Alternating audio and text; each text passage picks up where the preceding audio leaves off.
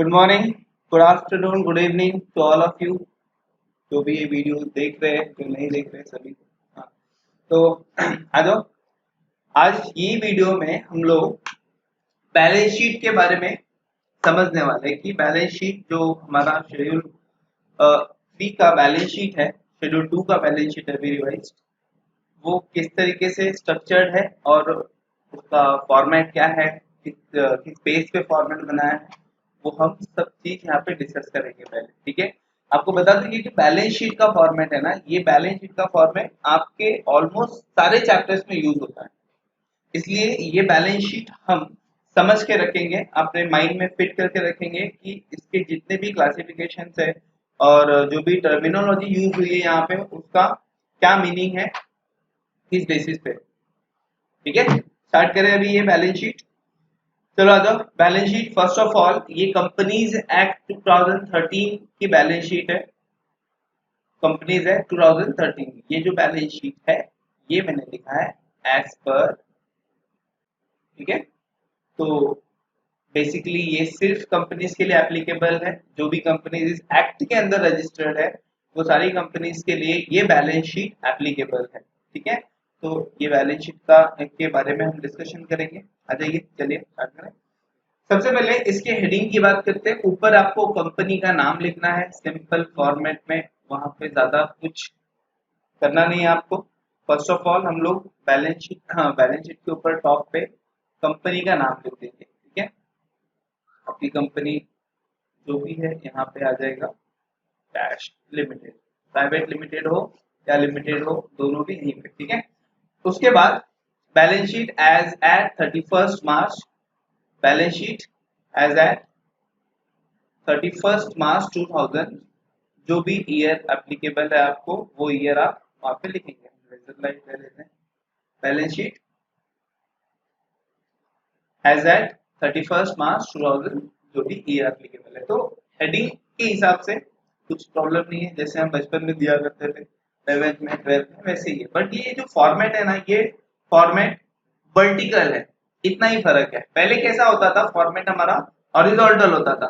मतलब ये कि आपका जो एसेट साइड है और लायबिलिटी साइड है वो आपको हॉरिजॉन्टल वे में दिखता था, मतलब दोनों एक दूसरे के आजू बाजू में आपको दिखते थे, है कि नहीं। आपके लेफ्ट हैंड साइड में लाइबिलिटीज होता था और राइट हैंड साइड में आपके एसेट होता था। तो left hand side right hand side वहां पे होता था, debit side credit side balance sheet में नहीं होता है। बहुत सारे बच्चे लोग यहाँ पे कंफ्यूज हो जाते हैं। ठीक है, तो आपके लेफ्ट हैंड साइड में लाइबिलिटीज होता था, राइट हैंड साइड में एसेट होता था। वो हॉरिजॉन्टल बैलेंस शीट जो आज भी चलता है जनरली, जो सोल ट्रेडिंग कंसर्न है, मतलब जो प्रोप्राइटरी बिजनेस है, पार्टनरशिप फर्म है, वो फॉलो करते हैं। पर स्ट्रिक्टली ये जो हम लोग करने जा रहे हैं, ये कंपनीज एक्ट में जो भी रजिस्टर्ड कंपनीज है उनको ये फॉर्मेट ही फॉलो करना है। इसके अलावा वो कोई और फॉर्मेट अडॉप्ट नहीं कर सकते बैलेंस शीट बनाने के लिए। समझ में आया? तो बैलेंस शीट एज एन 31 मार्च जो भी है 2000, आगे 1920 के अभी आगे ही होगा जनरली। पर्टिकुलर्स आपको कॉलम दिख रहे हैं कैसे है, पर्टिकुलर्स, नोट नंबर और ये अमाउंट। पर्टिकुलर्स, नोट नंबर और अमाउंट।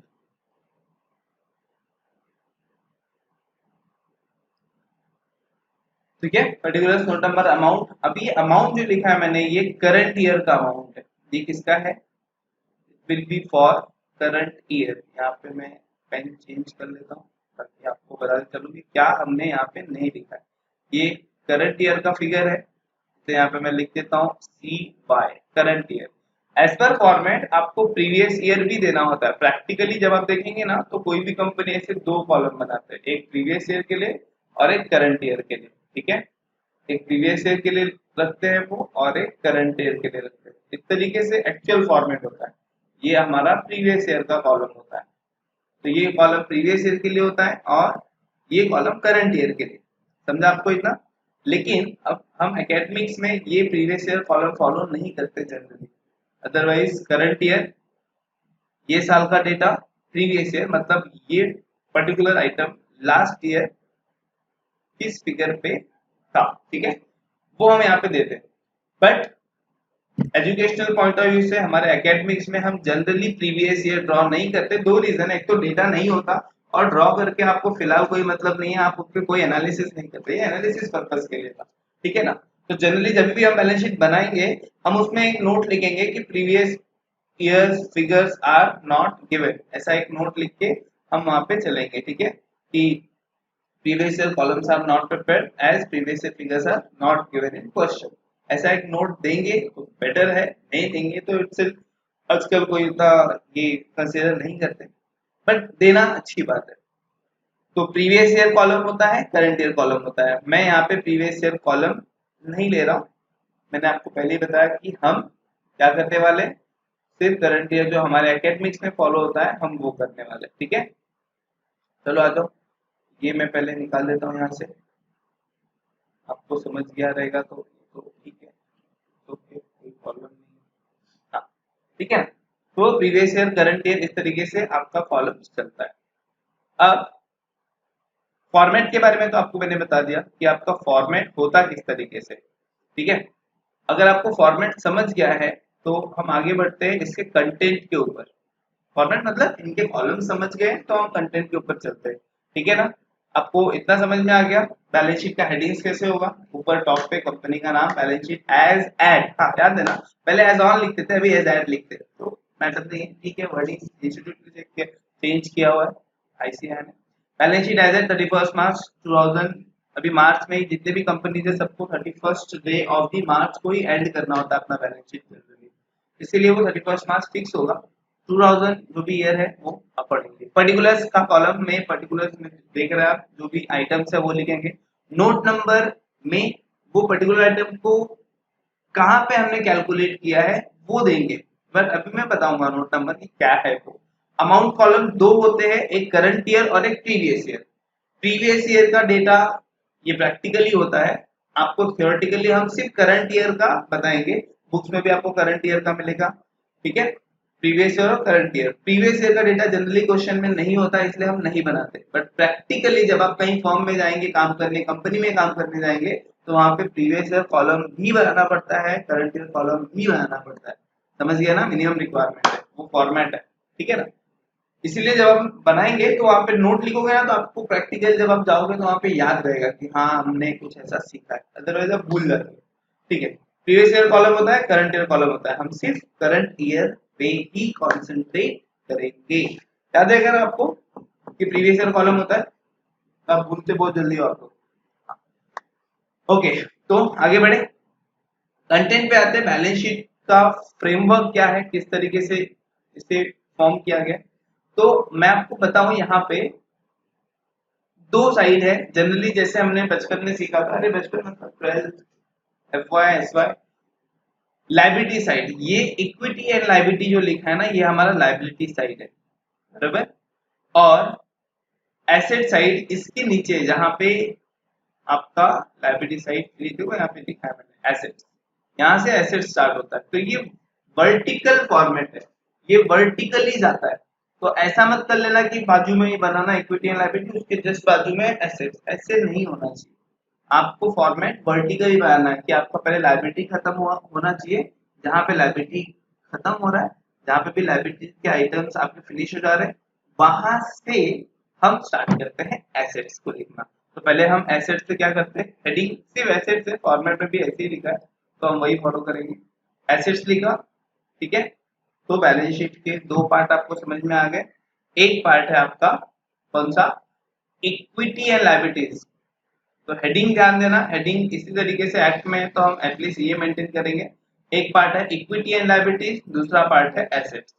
तो सर ये इक्विटी एंड लायबिलिटी है या एसेट्स है, इसको सिर्फ लायबिलिटी क्यों नहीं लिख सकते, ये इक्विटी एंड लायबिलिटी वर्ड लिखने का क्या मीनिंग है, हम बैलेंस शीट डिस्कस कर रहे हैं ना तो एक एक वर्ड आपको डिस्कशन में इन्वॉल्व होना चाहिए, ठीक है ना। तो देखें ये इक्विटी एंड लायबिलिटी वर्ड क्यों है, ऐसे क्यों इन्होंने लिखा, तो मैं आपको बता दूं कि बिजनेस में दो तरीके के फंडिंग्स होते हैं, बराबर, इक्विटीज एंड लायबिलिटीज, ये हेडिंग क्यों है वो हम डिस्कस कर रहे थे, करेक्ट। लायबिलिटीज होना चाहिए, सिर्फ लायबिलिटी लिख दिए होते जैसे बचपन में निकाला था। तो मैं आपको बता दूं किसी बिजनेस में दो तरीके का फंडिंग होता है, एक तो ओनर का खुद का फंडिंग होता है एंड दूसरा वो जो आउटसाइडर्स से लेता है या फिर उसके बिजनेस में जो आउटसाइडर का पैसा, समझ में आया? बिजनेस में ओनर का पैसा, बिजनेस में आउटसाइडर का पैसा। तो आप ही मुझे बताइए कि लायबिलिटी क्या होगी, आउटसाइडर के पैसे को लायबिलिटी बोले या ओनर के पैसे को लायबिलिटी बोले? जनरली जनरल लिखेंगे, करेक्ट है। मतलब ये हो गया कि जो ओनर का पैसा है बिजनेस में वो लायबिलिटी वर्ड से नहीं हमको रिप्रेजेंट करना चाहिए। जो आउटसाइडर का पैसा बिजनेस में है वो एक तरीके का लायबिलिटी है अगर देखा जाए जेन्युइनली, ठीक है। इसीलिए ओनर के पैसे को इक्विटी कहा गया। बात समझ में? ओनर का जो भी पैसा है बिजनेस में उसको इक्विटी कहा गया। लेकिन अगर आप अकाउंटिंग प्रिंसिपल अप्लाई करेंगे तो याद होगा आपको अकाउंटिंग प्रिंसिपल में कि ओनर और बिजनेस दोनों सेपरेट है, सेपरेट लीगल एंटिटी का आपने कॉन्सेप्ट देखा होगा। तो जब ओनर और बिजनेस दोनों सेपरेट रहते हैं, यहाँ पे सेपरेशन है, तो बिजनेस में बिजनेस के लिए ओनर का पैसा भी लायबिलिटी होता है, वो अकाउंटिंग कॉन्सेप्ट के हिसाब से, समझ में आया ना? तो अब मैं यहाँ पे कंक्लूड करता हूँ कि बिजनेस के पास जो भी फंडिंग है, ओनर की फंडिंग इक्विटी है और आउटसाइडर की फंडिंग लायबिलिटी है। ये समझ में आया आपको? इसीलिए हेडिंग है इक्विटी है लायबिलिटी है। इसके बारे में ज्यादा डिस्कस करने की जरूरत नहीं है, वो तो मैं आपको बता रहा था ऐसा क्यों है।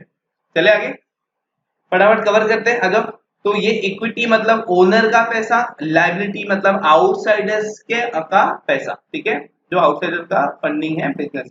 चलो आज देखते हैं।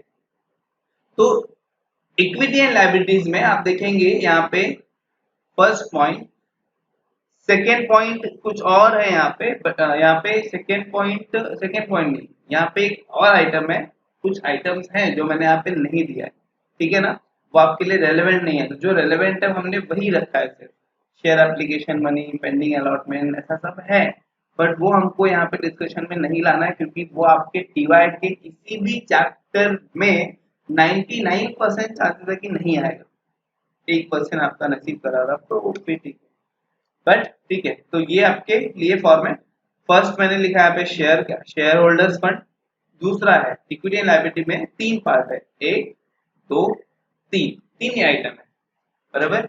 इक्विटी एंड लायबिलिटी में 3 ही आइटम है, share holders fund, non current liabilities, current liabilities. देखा आपने, शेयर होल्डर्स फंड ये सीधा सीधा क्या है, इक्विटी है। शेयर होल्डर्स फंड क्या है आपका, शेयर होल्डर्स फंड ही तो है इक्विटी, तो इसीलिए शेयर होल्डर्स फंड इक्विटी को बिलोंग करता है और ये दोनों लायबिलिटीज है, लिखा हुआ भी है यहाँ पे, ठीक है ना। बट एक लायबिलिटीज को अलग अलग क्यों किया है हमने, ये लायबिलिटी अलग अलग सेपरेट क्यों है, यहाँ पे लिखा है नॉन करंट लायबिलिटीज, ये है करंट लायबिलिटी, समझे? ये लिखा है नॉन करंट लायबिलिटी, ये है करंट लायबिलिटी। सर इन दोनों में अब डिफरेंस क्या है वो हमें डिस्कस करना पड़ेगा, क्यों ये अलग है, ये इसका अपोजिट है। एक बहुत जनरल जो असर्शन है ना बच्चों का वो मैं बताता हूँ। करंट लायबिलिटी मतलब सर जो अभी पे करना है, करेक्ट, और लॉन्ग टर्म लायबिलिटी ऐसा नहीं है। बच्चों का असर्शन ऐसा होता है कि ये पेबल्स है जो अभी पे करना है, और लॉन्ग टर्म लायबिलिटी जो बहुत ही टाइम से पेंडिंग है। एग्जांपल देता हूँ मैं, जैसे अगर मैं बोलूँ कि से 10% डिबेंचर, ठीक है, 10% डिबेंचर मैंने इशू किया था समझो 4 साल पहले, करेक्ट। तो बच्चे बोलते हैं हाँ 4 साल पहले इशू किया था तो वो नॉन करंट लायबिलिटी है, बराबर। तो ऐसे तो मैं बोलूँ कि समझो मैंने अभी 2 महीने पहले इशू किया था तो वो करंट लायबिलिटी हो जाएगी क्या, नहीं। समझे मैं क्या पूछ रहा हूँ?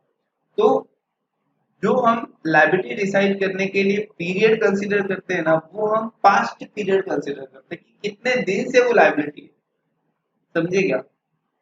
पहले हम ऐसे ही करते हैं और मोस्टली सब बच्चे ऐसे ही करते हैं, हम ये देखते हैं कि हमने कितने दिन से लायबिलिटी हमारे पास है, ऐसे बच्चों का थिंकिंग है, मतलब ऐसे आप लोग सोचते हैं। बट अब मैं जो बताने जा रहा हूँ ना उसको ध्यान से सुनना और ऑलवेज अपने माइंड में सेट करके रखना, इंटरव्यू में गए आपको काम आ जाएगा, समझे क्या? नॉन करंट लायबिलिटी और करंट लायबिलिटी इन दोनों में डिफरेंस क्या है, ध्यान से सुनना। करंट लायबिलिटी मतलब वो लायबिलिटीज है जो हम जो हम ठीक है, जो लाइबिलिटी को 12 मंथ्स के अंदर हम पे करने वाले हैं, ये फ्यूचर की बात कर रहा है, ये पास्ट की बात नहीं कर रहा है। मतलब liabilities to be paid within 12 months, within, यहाँ पे मैं एक वर्ड ऐड कर दूं तो ज्यादा बेटर होगा, with in next 12 month after 31st March, with in next 12 month, ये 31st मार्च यहाँ पे निकाल के, यहाँ पे आफ्टर 31st मार्च जो भी आपका बैलेंस शीट बन रहा है, समझे क्या? Liabilities to be paid within 12 month after 31st March. ये 12 मंथ मतलब क्या है? ये आपका ऑपरेटिंग साइकिल है, एक एज्यूम्ड ऑपरेटिंग साइकिल, मतलब एक ऑपरेटिंग साइकिल के अंदर कुछ पे होने वाला है,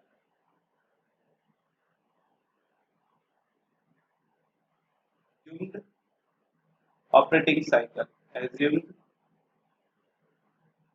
ऑपरेटिंग साइकिल। अभी ऑपरेटिंग साइकिल वर्ड मैंने क्यों बोला? ऑपरेटिंग साइकिल का मतलब क्या होता है? आपने जो भी एक्सपेंसेस, जो भी इन्वेस्टमेंट किया मटेरियल खरीदने के लिए, आज आपने समझो कुछ मटेरियल मंगवाया, समझो 5 लाख का मटेरियल आपने मंगाया, पे कर दिया, कैश आपने पे किया, मटेरियल लाया आपने, वहां से आपका ऑपरेटिंग साइकिल स्टार्ट होता है। ठीक है, मटेरियल आएगा, आपके गोडाउन में रहेगा समझो 1 महीने तक, उसके बाद प्रोडक्शन में रहेगा 1 महीने तक, प्रोडक्शन से फिनिश स्टॉक में रहेगा 1 महीने तक, 3 महीना हो गया, उसके बाद वो सेल होता है, सेल होने के बाद लेटर 1 महीना लेता है पेमेंट करने के लिए, 4 मंथ हो गया। तो डेटर ने जब पेमेंट किया आपको, तो वो क्या हो गया? कैश कन्वर्ट हो गया कैश में। जब आपने मटेरियल खरीदा था तो कैश आपके पास से गया, और जब आपका डेटर ने आपको पैसा दिया तो आपके पास से आपके पास फंड वापस, वो कैश वापस आ गया। तो ये कैश की घूमने का जो साइकिल है ना, इसी को ऑपरेटिंग साइकिल का साइकिल बोलते हैं। हाँ, क्रेडिटर का जो क्रेडिट पीरियड है वो माइनस हो जाता है इसमें से, क्योंकि उतना लेट पेमेंट करते हैं ना आप रॉ मटेरियल के लिए। तो याद रखना, ऑपरेटिंग साइकिल मतलब क्या? जब भी आपने मटेरियल खरीदा वहां से स्टार्ट होके जब भी आपके डेटर ने आपको पैसा दिया वहां पे जाके फिनिश होता है, ये एक ऑपरेटिंग साइकिल है। कैश घूम के वापस आपके हाथ में आता है। ठीक है, तो सब ऐड करते हैं। इन्वेंट्री खरीद के आपने स्टॉक में रखा 1 महीने तक, प्रोडक्शन में रहा 1 महीने तक, एग्जाम्पल है। उसके बाद से बेचने में 1 महीना गया, डेटर ने 1 महीना लगा दिया पैसा देने में, 4 महीने हो गए ना। ये 4 महीना आपका क्या है? Operating cycle. और समझो खरीदने के बाद आपने क्रेडिटर को लेट पेमेंट किया, 1 महीना लेट दिया, तो 1 महीना तो बच गया आपका, 1 महीना माइनस हो जाएगा, तो 3 महीना होता है। क्रेडिटर का जो भी पेमेंट पीरियड है वो माइनस होता है, नहीं है अगर पेमेंट पीरियड तो यार, समझे ना ये? तो इन्वेंट्री खरीदने से लेके production, finish stock, finish goods का स्टॉक में पड़े रहना, फिर सेल होना, डेटर का पैसा देना, वहां तक एक ऑपरेटिंग साइकिल। चलो ठीक है, तो एक ऑपरेटिंग साइकिल बोलो या 12 मंथ, मैंने ये ऑपरेटिंग साइकिल को 4 मंथ जो मैंने एग्जांपल में लिया, ये मेरा यहाँ पे 12 मंथ है। जनरली 12 मंथ ही हम कंसीडर करते हैं एक ऑपरेटिंग साइकिल, समझे क्या? तो जो भी फंड एक ऑपरेटिंग साइकिल के अंदर या 12 महीने के अंदर पेबल है, मुझे जो भी लाइबिलिटी पेबल है 12 महीने के अंदर, वो मेरी करंट लाइबिलिटीज है। वो क्या है? मेरी करंट लाइबिलिटी। तो सर इसका मतलब ये हो गया कि अगर समझो डिबेंचर, डिबेंचर मैंने 5 साल पहले इश्यू किया था और अभी 2 महीने बाद उसका पेमेंट करने को आ गया, 5 साल पहले इश्यू किया था आपने और आपको अभी रिडीम करना है, 2 महीने बाद आपको रिडीम करना है, तो क्या सर वो शॉर्ट टर्म करंट लायबिलिटी है? यस। अगर आपको 2 महीने के बाद किसी भी लायबिलिटी का पेमेंट करना है, यानी कि 12 मंथ्स के अंदर किसी भी लायबिलिटी का पेमेंट करना है, कोई भी लायबिलिटी का पेमेंट करना है, वो आपका करंट लायबिलिटी माना जाएगा। समझे क्या? सर मैंने 10 साल पहले एक मशीन खरीदा था 5 करोड़ का, वो 5 करोड़ का मशीन का पेमेंट मुझे अभी नेक्स्ट 12 मंथ के अंदर करना है, तो वो 5 करोड़ क्या मेरी करंट लायबिलिटी है? yes. मतलब ये कि 12 महीने के अंदर आप जो भी पे करने वाले हैं अगले 12 महीने के अंदर, वो आपकी करंट लायबिलिटी है। तो ये डिक्लेयर कौन करेगा? ये डिक्लेयर वो ओनर ही करेंगे कि वो क्या पे करने वाले और क्या नहीं। समझे क्या? उसके हिसाब से current liability non current liability decide होगी। क्लियर? चले आगे अभी। तो अब हम बढ़ते हैं नेक्स्ट। तो मैंने आपको हेडिंग्स बताया अभी तक, share holders fund, non current liability, current liability. ये करंट लायबिलिटी मतलब जो 12 महीने के अंदर पे होने वाला है। तो नॉन करंट लायबिलिटी का मीनिंग आपको एक्सप्लेन करने की जरूरत नहीं है, ये वो लायबिलिटीज है विच आर पेड, यहाँ पे मैं लिख देता हूं, liabilities to be paid, to be paid after 12 month, correct ना,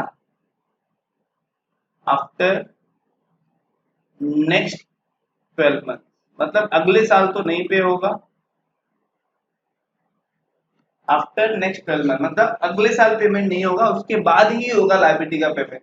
तो ऐसी लायबिलिटी नॉन करंट लायबिलिटी से कैटेगरी में आती है।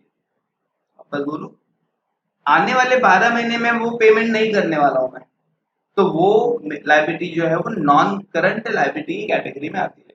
फॉर एग्जाम्पल समझाने आपको, तो समझो कोई एक मेरा क्रेडिटर है, कोई एक कौन क्रेडिटर, एग्जाम्पल के लिए, तो मैंने उससे मटेरियल खरीदा था, मटेरियल खरीदने के बाद मैंने उसको पेमेंट नहीं किया, या मैंने पेमेंट का टर्म्स ये रखा था कि भाई मैं तुझे ये साल पैसा नहीं दूंगा, समझो 31 मार्च 20 को ही मैंने उससे मटेरियल खरीदा, कभी खरीदा 31 मार्च 20 को ही।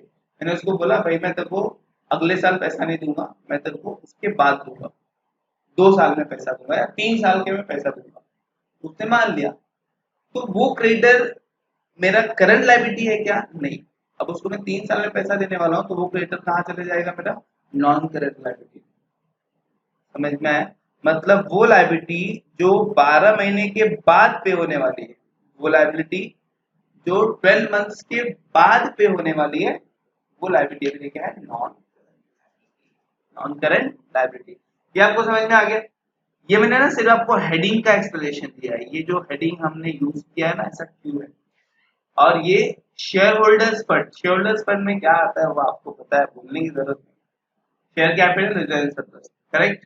शेयर कैपिटल में क्या क्या आता है, रिजर्व सरप्लस में क्या क्या आता है आपको पता है। Share capital, equity share capital, preference share capital और रिजर्व सरप्लस में जितने भी एक्यूमुलेटेड प्रॉफिट्स है, रिजर्व्स है, वो मैंने नीचे दिया हुआ है क्योंकि सबके नोट्स को अपॉन बनाने पड़ते हैं।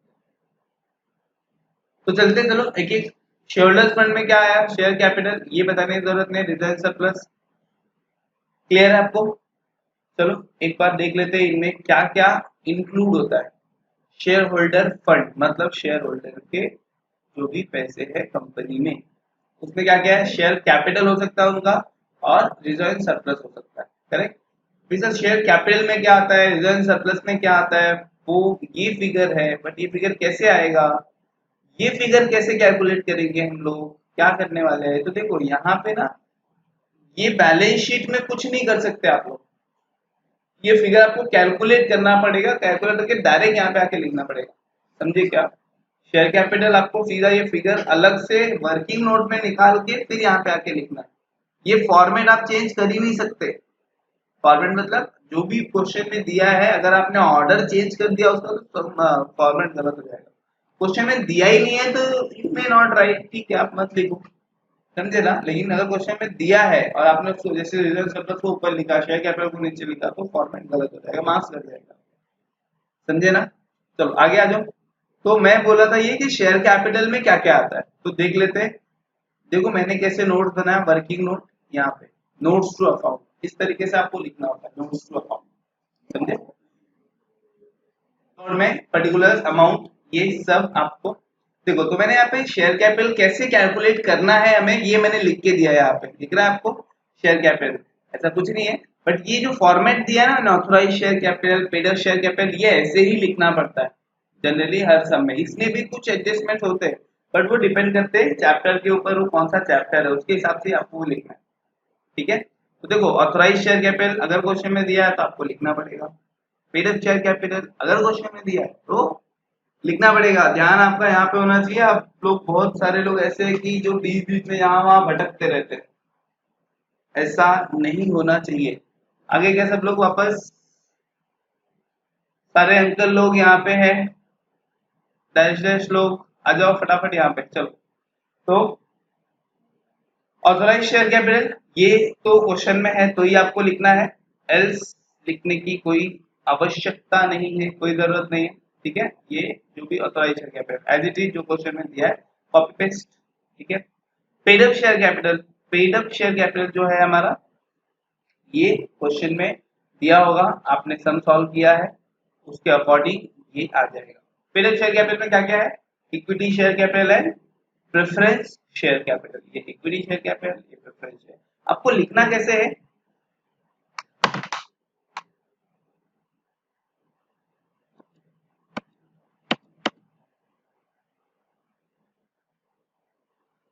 Equity share capital, preference share capital, जो भी आपके बैलेंस शीट में दिया है अकॉर्डिंगली कुछ एडजस्टमेंट है तो एडजस्टमेंट करके यहाँ पे लिख के इसका टोटल, ये जो फिगर है ये हमको ऊपर लिखना है, यहाँ पे जो हमने यहाँ पे लिखा है शेयर कैपिटल। ठीक है, यहाँ पे फिगर को कॉपी करना है, मतलब नीचे आपको कैलकुलेट करना है और यहाँ पे वो फिगर आ जाएगा, फिगर है आपको वो शेयर कैपिटल का फिगर यहाँ पे आएगा।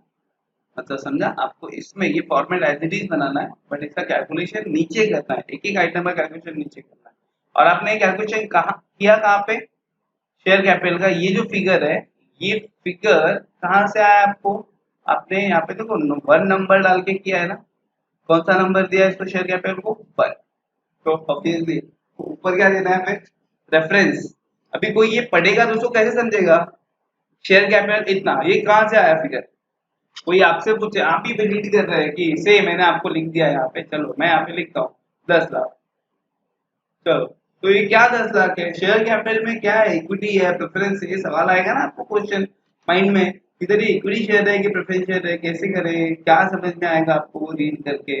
इसीलिए ये 10 लाख कहाँ है, कहाँ कैलकुलेट किया है, उसका रेफरेंस नोट नंबर में हम देते हैं कि 1, फर्स्ट नोट नंबर पढ़ो, नोट नंबर 1 रीड करो, देखो नोट नंबर, तो कोई भी पर्सन शेयर कैपिटल पढ़ेगा 10 लाख पढ़ेगा और फटाक से कहाँ जाएगा, अरे बोलो, हाँ नोट नंबर 1 देखेगा। तो नोट नंबर 1 जब वो देखेगा तो वो देखेगा नीचे आके कि चलो ये नोट नंबर 1 बता रहा है, नोट 1 किधर है, 1 अच्छा यहाँ पे ये 1 है, तो ये शेयर कैपिटल, अच्छा ये हेडिंग है, प्राइस कैपिटल इतना है, okay paid up share capital में इक्विटी प्रेफरेंस, तो वो 10 लाख ऐसे आ रहा है, फिर वो देखेगा अरे हाँ ठीक है ये 10 लाख ऐसे आया है, 10 लाख में 6 लाख इक्विटी है इनका, फिर 4 लाख एग्जाम्पल है, तो उसको समझेगा अरे हाँ इसमें इतना इक्विटी इतना प्रेफरेंस है, ऐसे भी इक्विटी है प्रेफरेंस है जो भी, समझा गया आपको, रेफरेंस मतलब इसका जो आइडियोलॉजी है वो समझ में आ रहा है आपको, वो समझना बहुत जरूरी है, इसीलिए मैं आपको एक्सप्लेन कर रहा हूँ इतना तरह, वरना क्या फॉर्मेट दिया कॉपी करो गया, ठीक है ना। तो आ जाओ फिर तो मैं आपको शेयर कैपिटल बता रहा था, शेयर कैपिटल के साथ में मैंने उसका नोट नंबर का भी लॉजिक बताया कि क्या है। उसके बाद आता है reserve and surplus, reserve and surplus में क्या क्या आता है, तो रिजर्व एंड सरप्लस मैंने कैलकुलेट किया है, देखो नीचे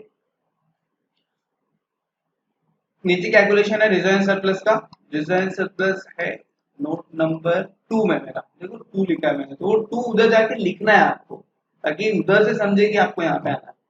ठीक है, जनरल रिजर्व आता है, प्रॉफिट एंड लॉस आता है, रेवेन्यू रिजर्व आता है, सिक्योरिटी रिजर्व है, कैपिटल रिजर्व है, और भी रिजर्व है जो मैंने आपको चैप्टर्स में बताया है, अलग अलग चैप्टर्स में जो भी रिजर्व मैंने बताया है सारे रिजर्व यहाँ पे आते हैं, मैंने सिर्फ एक लिस्ट दिया है, ठीक है ना, और भी रिजर्व है जो यहाँ पे आते हैं। ठीक है, कैपिटल रिडम्पशन रिजर्व ये स्पेसिफिकली बायबैक चैप्टर के लिए है, वो बायबैक चैप्टर्स में आपको ऐड करना होता है अलग से, ठीक है चलेगा। तो ये सारे रिजर्व यहाँ पे आएंगे, और भी रिजर्व है, ये जस्ट एक एग्जांपल के लिए, नहीं तो फॉर्मेट बहुत बड़ा हो जाएगा इसलिए।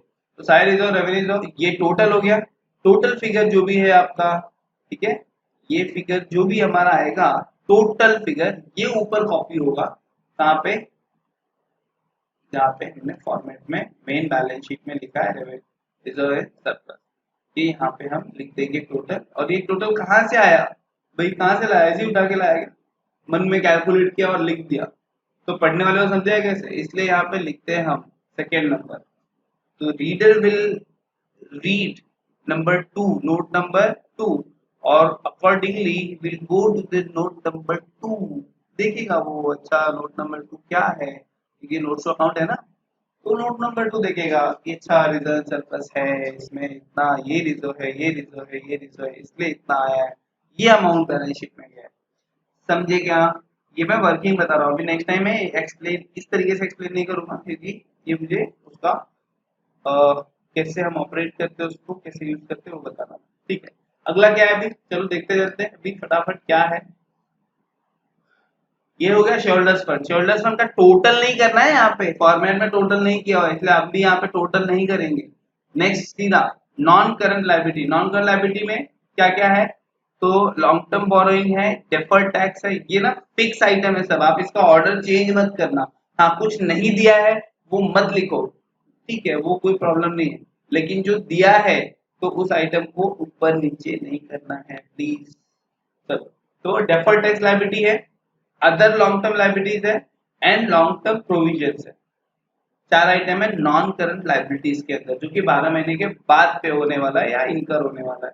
ठीक है ना? इसका कोड की देखो, मैंने कोड बना के रखा है, इसका भी कोड बना के रखा है। Share capital SR, SR LDOC stock, simple code है, फटाफट आपको याद रखने के लिए।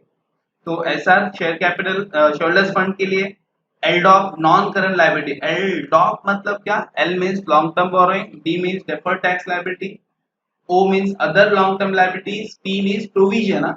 P मतलब प्रोविजन। कौन सा प्रोविजन भाई, आप नॉन करंट में हो तो लॉन्ग टर्म वाला प्रोविजन होगा, और आप करंट लायबिलिटी में हो तो शॉर्ट टर्म वाला प्रोविजन होगा। लॉजिक, इसलिए मैंने इसको नहीं रखा।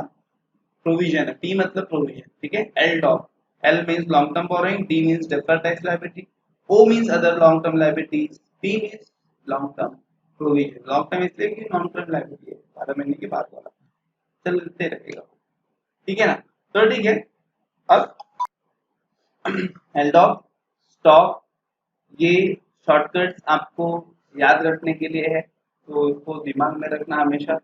अगर आप ये याद रखते हैं ना तो बैलेंस शीट बनाने के लिए काफी इजी होगा। चलो आ जाओ एक एक आइटम वाइज देखते हैं। First of all long term borrowing. फिर लॉन्ग टर्म बोरोइंग में क्या क्या कौन कौन से आइटम इंक्लूड होते हैं, पहले मैं इसका मीनिंग बताता हूँ आपको, क्या कि किस बेसिस पे हमको यहाँ पे आइटम कंसिडर करना है, लायबिलिटीज को लेना है। लॉन्ग टर्म बोरोइंग्स, तो सबसे पहले आपने देखा ये क्या है ना, ये बोरोइंग्स है। बोरोइंग्स मतलब आपने बोरो की हुई लायबिलिटीज है, मतलब आपने किसी से पैसा लिया है तो ही वो यहाँ पे आएगा, अदरवाइज नहीं, ठीक है। मतलब सर हमने बैंक लोन लिया, यहाँ पे आएगा, यस। आपने डिबेंचर इशू करके पब्लिक से लोन लिया, यस, यहाँ पे आएगा। कोई डायरेक्टर से आपने लोन लिया लॉन्ग टर्म के लिए, ज्यादा टाइम के लिए, 5 ईयर 6 ईयर्स के लिए, मोर देन 12 मंथ, तो भी यहाँ पे आ जाएगा, ठीक है। मतलब ऐसी बोरोइंग्स जो 12 मंथ्स के बाद आप पे करने वाले हो, तो वो बोरोइंग्स लॉन्ग टर्म बोरोइंग्स में आती है। याद रखना है, यहाँ पे बोरोइंग्स आती है। बोरोइंग मतलब जो आपने बोरो किया है, क्लियर। मैं ऐसा रिपीट क्यों कर रहा हूँ, फॉर एग्जाम्पल क्रेडिटर की अगर लाइबिलिटी है, क्रेडिटर की अगर आप 12 मंथ्स के बाद उसको पे करने वाले, तो वो बोरोइंग्स की कैटेगरी में नहीं आएगी, वो अदर लॉन्ग टर्म लाइबिलिटीज की कैटेगरी में आती है, क्रेडिटर्स, समझे ना। या अदर कोई लाइबिलिटी जनरेटेड है जो आप 12 महीने के बाद पे करने वाले, 12 मंथ्स के बाद, वो भी लॉन्ग टर्म लाइबिलिटीज में आएगी, long term other long term liabilities में, बोरोइंग्स में। तो बोरोइंग में सिर्फ बोरोइंग जो आपने बोरो किया है, एग्जांपल दे दिया मैंने, तो क्या क्या सॉरी, तो क्या क्या लिखना है आपको लॉन्ग टर्म बोरोइंग में। आ जाओ नीचे, यहाँ पे मैंने नोट्स ऑफ अकाउंट प्रिपेयर करके रखा हुआ है।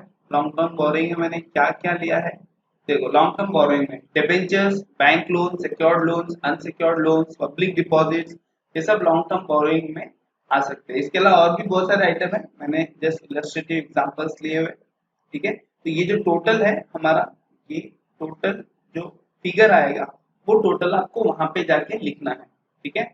वो टोटल जाके आपको यहाँ पे लिख देना है। और वो कौन सा नंबर था, इट वॉज नोट नंबर 3। तो ये नोट नंबर 3 यहाँ पे हम लिख देंगे, और उसका अमाउंट ये हो जाएगा। क्लियर है इतना? नोट नंबर 3 और फिगर जो टोटल था वो यहाँ पे कॉपी पेस्ट। वैसे ही deferred tax liability, deferred tax liability का डिस्कशन हम यहाँ पे नहीं करेंगे, ये मैं आपको जब चैप्टर बैलेंस शीट का अलग से जब कोई चैप्टर पढ़ाऊंगा फाइनल अकाउंट का, वहां पे आपको मैं डिस्कशन करके बताऊंगा। बेसिकली डिफर्ड टैक्स लायबिलिटी, अगर मैं एक जस्ट इंट्रोडक्शन वाइज बताऊं तो क्या है, कंपनीज एक्ट और इनकम टैक्स एक्ट ये दोनों ही अलग अलग एक्ट है, ठीक है।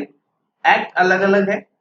कंपनीज एक्ट के हिसाब से टैक्स लायबिलिटी कुछ और होती है, इनकम टैक्स एक्ट के हिसाब से टैक्स लायबिलिटी कुछ और होती है, फिगर्स दोनों अलग अलग होते हैं, ठीक है।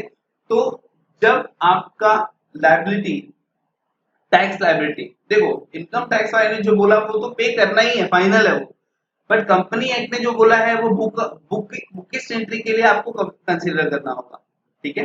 कंपनी एक्ट का जो भी टैक्स पेमेंट आ रहा है वो आपको बुक के रिकॉर्ड के लिए मेंटेन करना है, बट इनकम टैक्स में जो पेमेंट आ रहा है वो तो आपको भरना ही है कुछ भी करके।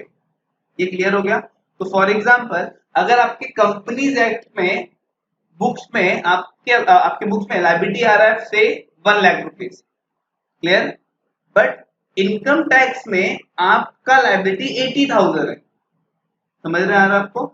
हमने जो बैलेंस शीट बनाई है ना, हमने जो भी बुक मेंटेन किया है कंपनीज एक्ट के अंदर, वो बुक हमें बता रहा है कि भाई आपको 1 लाख पे करना है, 1 लाख। लेकिन इनकम टैक्स एक्ट जो है 1961 का, वो आपको बोल रहा है कि भाई आपका लायबिलिटी 80,000 है, तो आप भरेंगे कितना? आपको इनकम टैक्स जो बोल रहा है ना उतना ही भरना होता है। तो सर हमारे बुक में तो 1 लाख की लायबिलिटी है और आप बोल रहे हो भर रहे हैं हम 80,000 है, तो वो 20,000 तो आप नहीं भर रहे हो बुक के हिसाब से। We are not paying that 20,000 portion as per book.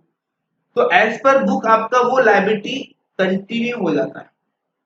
आपने बुक के हिसाब से 1 लाख था, आपने 80,000 ही भरा, आपकी लायबिलिटीज पेड है इनकम टैक्स के हिसाब से, पर आपके बुक के हिसाब से 20,000 पेंडिंग रह गया, 20,000 बाकी रह गया।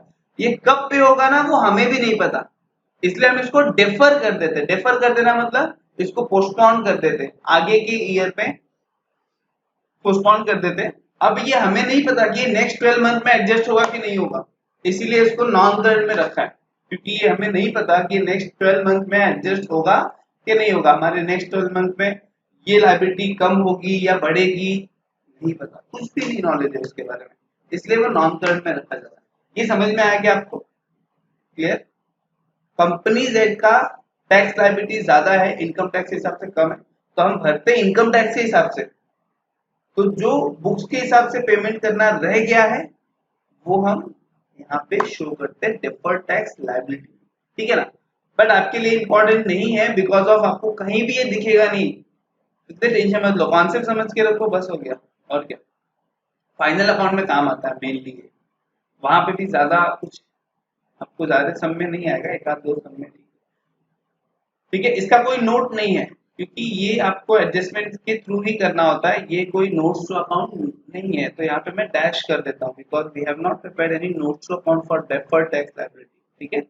फिर other long term liabilities, other long term liability मैंने आपको बताया ना, क्रेडिटर्स, बोरोइंग छोड़ के ऐसी कोई लायबिलिटी है जो आपको 12 महीने के बाद पे करनी है, जैसे क्रेडिटर को आप 12 महीने के बाद पे करने वाले हो, कोई बिल्स पेबल वाला है उसको आपने 18 मंथ्स का बिल्स पेबल ड्रॉप किया है, आप 18 मंथ्स के बाद पे करोगे। इस तरीके की जो लाइब्रेरी है ना वो आ जाती है कहाँ पे अदर लॉन्ग टर्म लाइब्रेरीज में। बोरोइंग नहीं है बट आपको लाइब्रेरी है विच पेबल आफ्टर 12 मंथ, समझे ना। तो यहाँ पे तो मैंने इसका नोट्स टू अकाउंट नहीं बनाया बिकॉज ये आपको बहुत रेयर है, ये जल्दी आपके किसी सम में नहीं आएगा, आएगा तो मैं आपको बता दूंगा, बट इसका नोट्स टू अकाउंट है। मैंने आपको बता दिया क्रेडिटर, बिल्स पेबल या other library which are payable after 12 month, समझे ना, जो 12 महीने के बाद पे होने वाला है। बोरोइंग छोड़ के, बोरोइंग के लिए तो अलग ही कैटेगरी है। और लॉन्ग टर्म प्रोविजन, इसका भी कोई नोट्स अकाउंट मैंने नहीं बनाया नीचे, क्योंकि लॉन्ग टर्म प्रोविजन में भी कोई आइटम ज्यादा नहीं है। आप जब सम सॉल्व करें तो आप देख लेना, लॉन्ग टर्म प्रोविजन का जो ये हेडिंग है वो बहुत ही कम बनता है, रेयर आता है किसी भी सब में, इसलिए जस्ट फॉर्मेट के लिए आप याद रखो, बाकी किसी सब में आपको मिलेगा नहीं। हाँ, होता क्या है ये लॉन्ग टर्म प्रोविजन मतलब क्या, ऐसा प्रोविजन जो बहुत ही ज्यादा टाइम के लिए आप अपने बिजनेस में रखने वाले हैं, जैसे एम्प्लॉय का ग्रेच्युटी फंड हो गया, रिटायरमेंट फंड हो गया, उसके लिए आप पैसे साइड में रखते हो ना कि जब वो रिटायर होगा, समझो 30 साल 35 साल सर्विस देने के बाद एम्प्लॉय रिटायर होते हैं ना, तो उनको पेमेंट किया जाता है। तो वो पेमेंट हम कहाँ से करते हैं, रिजर्व क्रिएट करके रखता है वो कंपनी, उस रिजर्व में से ही वो पेमेंट करती है, वो रिजर्व यहाँ पे आता है, लॉन्ग टर्म प्रोविजन हो गया समझे। बट ये भी किसी सब में आपको आएगा नहीं, तो प्रोविजन फॉर ग्रेच्युटी पेमेंट वगैरह ये यहाँ पे आ जाएगा, ठीक है, लॉन्ग टर्म प्रोविजन। चले आगे। तो बढ़ते हैं आगे। अभी ये भी हमारे किसी सब में भी नहीं है, ये तो मैं आपको बोल सकता हूँ कि टीवा के ऑलमोस्ट किसी भी सब में लॉन्ग टर्म प्रोविजन नहीं है। 99.9 है, एक आध किसी सब में मिल गया तो आपका नसीब, ठीक है ना। तो चलते हैं लॉन्ग टर्म। अभी ये नोट्स अकाउंट में नहीं है, देख लो मैंने यहाँ पे लिखा ही नहीं है, मैंने सीधा तीसरे के बाद चौथा शॉर्ट टर्म बोरिंग लिख दिया। चलता है, जो नोट आपको आना है उसी का नंबरिंग आप कंटिन्यू करने का। कहाँ तो हो गया हमारा लॉन्ग टर्म प्रोविजन तक हो गया। मैं चलता हूँ करंट लायबिलिटी, वो 12 महीने के अंदर पे करना है। तो इसका कोड क्या है, इसका कोड है स्टॉक। स्टॉक ये याद रखने के लिए, हाँ, सिर्फ स्टॉक आप वर्ड याद रखेंगे ना तो आपको समझेगा। S means short term borrowing, T means trade payable, O means other current liability, P means provision short term, क्योंकि करंट लायबिलिटी इसलिए short term provision. Clear? P means provision, short term provision, ऐसे बोलना ही है आपको। P means provision, short term provision, ऐसे याद रखना है। एक टेक्निक है आपको, वैसे आपको अगर आपकी टेक्निक कुछ है तो आप वो यूज कर सकते हैं, ठीक है ना। चले तो इसमें क्या आएगा, शॉर्ट टर्म बोरोइंग।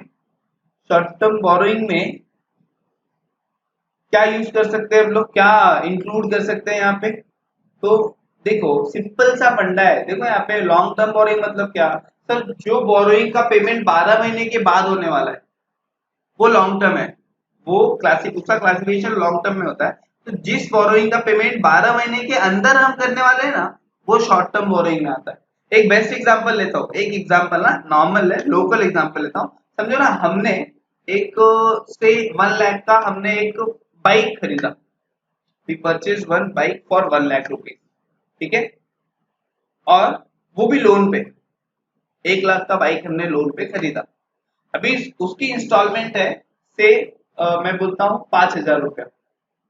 कितना इंस्टॉलमेंट, 5,000 इंस्टॉलमेंट है, हर महीने आपको पे करनी है। और वो भी कितने साल तक, यू कैन से समझो 50। एक एग्जांपल, 2 साल का लोन है, एग्जांपल है तो उसको कैलकुलेशन मत करना अभी। तो आपके लिए 5,000 का इंस्टॉलमेंट है और वो आपको 2 साल में पे करना है, ठीक है। ये आपने बाइक खरीदा और आपको 2 साल में पेमेंट करना है। 31 मार्च, ये सिर्फ इजीनेस के लिए मैं 31 मार्च 20 को मैंने बाइक खरीदा है और मुझे पेमेंट करना है कितना, 5,000 रुपया पर मंथ 2 साल तक। मुझे बताओ ये पेमेंट कब तक चलेगा, ये पेमेंट चलेगा 31 मार्च 2022 तक, करेक्ट। मतलब एक डेट वाइज कैलकुलेशन, 31 मार्च 2022, तो ये 2 साल तक चलेगा। यहाँ पे लोन फिनिश हो जाएगा। तो ये पीरियड में मैं यहाँ पे बैलेंस शीट बना रहा हूँ, यहाँ पे मेरा बैलेंस शीट बन रहा है, यहाँ पे मेरा बैलेंस शीट हो रहा है, ठीक है ना। ये मेरा बैलेंस शीट डेट है। तो अब मैंने जो लोन लिया है उसका 5,000 इंटू 12 यहाँ पे पे हो जाएगा और 5,000 इंटू 12 ये यहाँ पे पे हो जाएगा, करेक्ट, बराबर ना। 5,000 इंटू 12 ये 12 महीने के अंदर पे होने वाला है और ये जो 5,000 है ये 12 महीने के आगे पे हो रहा है। देखो लोन वही है, लोन एक ही है आपका, लेकिन आपका पेमेंट कैसे होने वाला है ये आपको पहले से ही पता है कि 5,000 का जो लोन है ये 12 महीने, आने वाले 12 महीने में मैं हर महीने 5,000 दे के 60,000 तो पे कर दूंगा। तो ये जो 60,000 हो गया ना आपका, जो 12 महीने के अंदर आप पे कर रहे हो, ये आपका शॉर्ट टर्म बोरोइंग के कैटेगरी में क्लासीफाई होता है। और जो आप 12 महीने के बाद पे कर रहे हो ना, वो आपका लॉन्ग टर्म बोरोइंग की कैटेगरी में क्लासीफाई होता है। देखो लोन एक ही है बट उसका क्लासिफिकेशन देखो, ये 60,000 आपको एलटीवी में यहाँ पे लेना पड़ेगा और ये जो 60,000 है वो आपको यहाँ पे लेना पड़ेगा। इसलिए मैंने बोला आपको 12 महीने के अंदर जो भी पेमेंट करना है that will be your short term borrowing. 12 महीने के बाद की जितनी भी पेमेंट है वो आपको लॉन्ग टर्म बोरोइंग में देगी। समझे ना, ये क्लियर है आपको, हमेशा याद रखना। सर हमको डिबेंचर समझो है, हमारा डिबेंचर है 5% डिबेंचर, अगले महीने मेरा बैलेंस शीट है 31 मार्च 2020 का और मुझे ना इसके बाद ही जस्ट अगले महीने में नेक्स्ट मंथ में 15 मई 20 को मुझे मेरा डिबेंचर रिडीम करना है। हो गया ना, 2 महीने के बाद ही। तो क्या ये डिबेंचर मेरा शॉर्ट टर्म बोरिंग में आएगा, यस, ये शॉर्ट टर्म बोरिंग हो जाएगा क्योंकि आपको ये 2 महीने के अंदर रिडीम करना पे करना, तो ये याद रखना। चलो, तो शॉर्ट टर्म बोरिंग में बहुत ज्यादा डिस्कशन हो गया, ये याद रहेगा ना आपको। ये मैं इसलिए समझा रहा हूँ ना कि जब आप कहीं काम करने जाओगे ना तो वहां पे ये सब आपको कैलकुलेशन करना पड़ता है, इसीलिए जॉब ओरिएंटेड टीचिंग में कोशिश कर रहा हूँ कि आपको दूं। वैसे सब में तो कोई प्रॉब्लम नहीं है, सब में ये सब करने की आपको कोई जरूरत नहीं, कुछ नहीं आता है सब, तो सिंपल क्वेश्चन होते हैं। तो ला लो, तो चले आगे आ जाओ। यहाँ पे शॉर्ट टर्म बोरिंग मैंने बता दिया, जो लॉन्ग टर्म में आता है वही शॉर्ट टर्म में आता है जनरली, बट बैंक ओवरड्राफ्ट ये शॉर्ट टर्म ही 1 महीने 1 साल के अंदर ही पे हो जाता है बैंक ओडी। आपको पता है करंट अकाउंट का जो निगेटिव बैलेंस होता है वो जनरली बैंक ओडी ही होता है। अगर आपने नेगेटिव करंट अकाउंट के नेगेटिव बैलेंस को यूटिलाइज किया बैंक ओडी हो जाता है। यहाँ पे कैश क्रेडिट वो आपका बैलेंस कम होते रहता है, बढ़ते रहता है, वो क्या होता है आपको यहाँ पे मैं नहीं बताऊंगा, वो पर्टिकुलर चैप्टर में बताऊंगा। बट ये दोनों करंट लाइबिलिटी में इसलिए आते हैं क्योंकि विद इन 12 मंथ ये पे हो जाते हैं, ठीक है ना। ये मैंने लिया है। शॉर्ट टर्म बोरिंग में क्या आता है जनरली, शॉर्ट टर्म बोरिंग में आता है आपका फोर्थ में लिखा है short term borrowing, bank overdraft, cash credit, loan from subsidiary company, loan from director, ये आपका क्या है शॉर्ट टर्म बोरिंग, ठीक है। इसका टोटल आपको ऊपर लिखना है, नंबर 4 है, इधर हम 4 नंबर प्रोवाइड कर देंगे, शॉर्ट टर्म बोरिंग करेक्ट। इसके बाद तो इजी है। ट्रेड पेबल मतलब क्या, ट्रेड पेबल मतलब आपके ट्रेड में जो भी पेबल्स है, ट्रेडिंग के लिए जो पेबल है या जो पेबल ट्रेडिंग के वजह से है, गुड्स परचेस किया आपने और उसके वजह से जो पेबल क्रिएट हुआ है वो आपका ट्रेड पेबल, ठीक है। तो ट्रेड पेबल में क्या है, creditors and bills payable, you can see 5वें नंबर पे मैंने लिया है यहाँ पे आगे। ट्रेड पेबल में क्या क्या आता है, क्रेडिटर फॉर गुड्स, गुड्स लिया आपने पेमेंट नहीं किया, या क्रेडिटर फॉर एक्सपेंस, कोई एक्सपेंस पर्टिकुलर एक्सपेंस है जैसे प्रिंटिंग स्टेशनरी वगैरह खरीदते रहते हैं हम लोग, तो कुछ एक्सपेंस से क्रेडिटर यहाँ पे भी लेते हैं या आउटस्टैंडिंग एक्सपेंस करके अदर करंट लायबिलिटीज में भी दिखा देते हैं, ठीक है। तो डिपेंड करता है। बिल्स पेबल यहाँ पे मैंने लिया है, तो ट्रेड पेबल में समझा आपको क्या क्या आएगा, creditor for goods, creditor for expense और बिल्स पेबल। डन, क्लियर, आगे बढ़ते हैं। ट्रेड पेबल हो गया। अदर करंट लायबिलिटीज, अभी अदर करंट लायबिलिटीज क्या है ये बोलो। अदर करंट लायबिलिटी मतलब ऐसी लायबिलिटी जिनका क्लासिफिकेशन यहाँ पे और यहाँ पे नहीं फिट होता है, क्योंकि देखो मैंने आपको बताया बोरोइंग मतलब क्या, जो बोरो किया है हमने, जो उधार लिया है वो बोरोइंग है।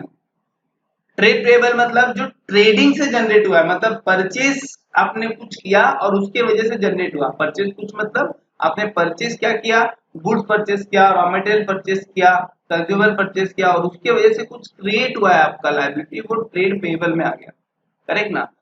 जो लायबिलिटी इन दोनों में फिट नहीं बैठती वो अदर करंट लायबिलिटी में आप लिख सकते हो, ठीक है ना। तो मैंने यहाँ पे अदर करंट लायबिलिटी में क्या क्या लिया है, फिलहाल आउटस्टैंडिंग एक्सपेंसेस है जनरली, जैसे outstanding salary, wages, outstanding electricity bill और आउटस्टैंडिंग रेंट हो गया आपका, आउटस्टैंडिंग रिपेयर्स एंड मेंटेनेंस हो गया, जो भी एक्सपेंसेस आउटस्टैंडिंग है वो सब यहाँ पे आएगा, पेबल है ना। अदर करंट लायबिलिटी 12 महीने के अंदर पे हो जाता है सब। उसके बाद क्या है, अदर करंट लायबिलिटी के बाद, अच्छा इसका नंबरिंग कर लेते हैं, चलो। ट्रेड पेबल का नंबर क्या है 5 और अदर करंट का 6, तो इसका टोटल लिखना है। इसका टोटल देखो यहाँ पे हम लेके जाके लिख देते हैं, यहाँ पे टोटल लिखते हैं, ये पहले ही बना के रखना होता है आपको, तो ये मैं लिख देता हूँ यहाँ पे 5 और ये 6, ठीक है। शॉर्ट टर्म प्रोविजन क्या है, शॉर्ट टर्म प्रोविजन में जनरली सिर्फ आपको टैक्स प्रोविजन मिलेगा और डिविडेंड का प्रोविजन मिलेगा, वो भी डिक्लेयर डिविडेंड।